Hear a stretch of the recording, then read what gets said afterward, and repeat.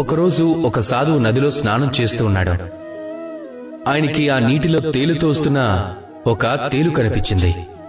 తేలు ప్రాణాలు కాపాడటం కోసం ఆయన దాన్ని తీసుకుని ఒడ్డున పెట్టాలని భావించాడు. ఎప్పుడైతే ఆయన ఇలా చేత్తో పట్టుకుని పైకి లేపాడో ఆ తేలు కుట్టింది ఆయన్ని. ఆ సాధువు మళ్లీ ప్రయత్నం చేశాడు.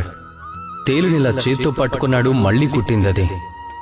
ఆయన మళ్లీ ప్రయత్నం చేస్తున్నప్పుడు శిష్యుడు తనని అడిగాడు, ఎందుకింత కష్టపడుతున్నారు గురుదేవా అని? ఏంటిదంతా? మీరు ఎవరి ప్రాణాలను కాపాడాలని ప్రయత్నిస్తున్నారో అదే మిమ్మల్ని కుడుతోంది.